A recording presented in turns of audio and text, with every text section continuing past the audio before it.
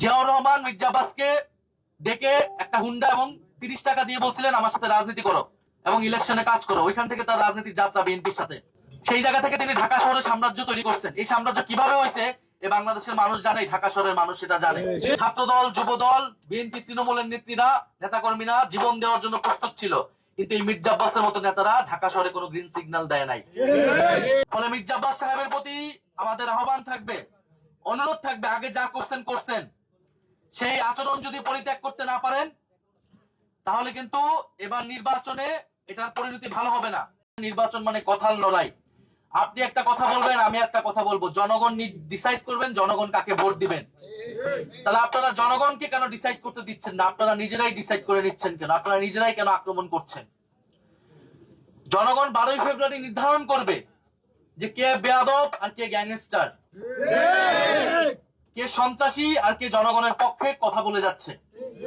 ফলে যারা জনগণের সেই মতের উপর শ্রদ্ধাশীল না, যারা নিজেদের উপর কোনো আত্মবিশ্বাস নাই, তারা প্রতিপক্ষকে ভয় পাচ্ছে এবং প্রতিপক্ষকে দমন করার চেষ্টা করছে। মির্জা আব্বাস সাহেবের প্রতি আমাদের শ্রদ্ধা আছে, উনি বর্ষিয়ান এবং অভিজ্ঞ রাজনীতিবিদ, কিন্তু রাজনীতির মাঠে আজকে আমরা এক অন্যের প্রতিদ্বন্দ্বী।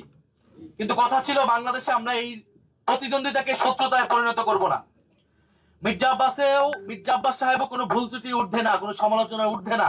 তাদের বিরুদ্ধে আমরা কথা বলতে পারবো না, এসব ভয়ভীতি দেখে আমাদেরকে আটকাবে ভেবে থাকেন, এটা তিনি অত্যন্ত ভুল করছেন এবং উনি বোঝেনও নাই তিনি আজকে কি অপরাধটা করে ফেলছেন।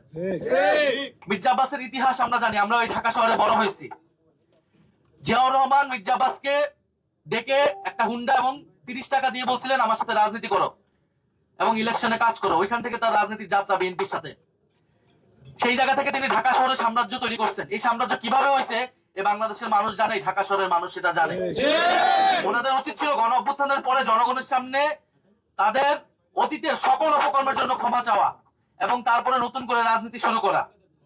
তারা জামাতকে অতীত নিয়ে অনেক কথা বলে, তাদের নিজেদের অতীত কিন্তু বাংলাদেশের মানুষ ভুলে নাই।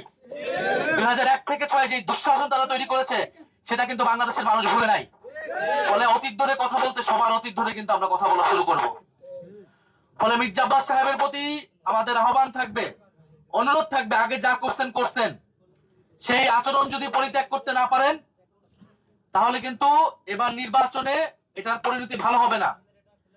এবং বিএনপির মির্জা আব্বাস সহ এই বিভিন্ন সিনিয়র নেতৃবৃন্দ তারা গত 16 বছর আওয়ামী লীগের সাথে আপোষ করে রাজনীতি করেছে। আপনারা দেখবেন তাদের বেশিরভাগের ব্যবসা বাণিজ্য সবকিছু আওয়ামী লীগের লোকদের সাথে সংশ্লিষ্ট এবং তারা নিজেদের ব্যবসা বাণিজ্য অর্থ সম্পত্তি টিকানের লোভে, টিকানের কারণে, নিজেদের স্বার্থের কারণে তারা হোল হার্টেডলি কখনো রাজপথে নামে নাই, মাঠে নামে নাই। ছাত্র দল, যুব দল, বিএনপি, তৃণমূলের নেত্রীরা, নেতাকর্মীরা জীবন দেওয়ার জন্য প্রস্তুত ছিল, কিন্তু এই মির্জা আব্বাসের মতো নেতারা ঢাকা শহরে কোনো গ্রিন সিগন্যাল দেয় নাই। গণ অভ্যুত্থানের সময় তারা মির্জা আব্বাসদের জন্য অপেক্ষা করে নাই। ছাত্র শিবির, ছাত্র দল, গণ অভ্যুত্থানের বৈষম্য বিরোধী সকল নেতাকর্মীরা জনগণের জন্য রাজপথে নেমে গিয়েছিল। ফলে মির্জা আব্বাসের যে ব্যাংক ব্যালেন্স, তাদের যে ব্যবসা, তাদের যে সাম্রাজ্য, সে আওয়ামী লীগের সময় পুরোটাই ইনটেক ছিল এবং এটা বেশিরভাগ বিএনপি নেতাকর্মীদের আপনি দেখবেন খুঁজলে একই জিনিস পাবেন। একমাত্র ব্যতিক্রম ছিলেন বেগম খালেদা জিয়া, এই জন্য তাকে কি অবস্থা ছিল, কারাগারে তাকে মৃত্যুর মুখে পড়তে হয়েছিল। ফলে আমরা সেই অতীত ধরে কথা বলতে চাই না, বলতে গেলে অনেক কথা বের হয়ে যাবে। রাজনীতির মাঠে এসেছি, সুষ্ঠু নির্বাচন চাই। শরীফ ওসমান হাদী এই ঢাকা 8-এর মানুষের ভোটাধিকারের জন্য, গণতন্ত্র প্রতিষ্ঠার জন্য জীবন দিয়ে গেছেন। এই একই লড়াই আমরা কন্টিনিউ করতে চাই। কিন্তু আজকে যেটা হয়েছে এটা খুবই দুঃখজনক, খুবই ন্যাক্কারজনক এবং এটা অস্বীকারের চেষ্টা আরো বেশি ন্যাক্কারজনক। হাবিবুল্লাহ কলেজে একেবারে চিহ্নিত ছাত্রদলের ক্যাডার সন্ত্রাসীরা এটা পরিকল্পনা করে এটা করেছেন। মির্জা আব্বাসের নির্দেশে, তারেক রহমানের সম্মতিতে এই ঘটনা আজকে ঘটেছে। ফলে আপনারা একদিকে ভালো ভালো কথা বলবেন স্টেজে উঠে, আরেকদিকে আপনারা আপনাদের যারা বিরোধী রয়েছে, প্রতিদ্বন্দ্বী রয়েছে, তাদেরকে আপনারা দমন করবেন সন্ত্রাসী কায়দায়, আওয়ামী লীগের রাজনীতিকে পুনর্বাসন করার চেষ্টা করবেন। এইটা আমরা বাংলাদেশে হইতে দেব না। ফলে আজকে আমরা হুঁশিয়ারি দিচ্ছি নির্বাচন কমিশনের প্রতি। আমরা দেখতে চাই এটার ব্যবস্থা তারা কি নেয়, কলেজ প্রশাসন এটার কি ব্যবস্থা নেয় এবং বিএনপি দলীয় ভাবে এটার কি ব্যবস্থা নেয়।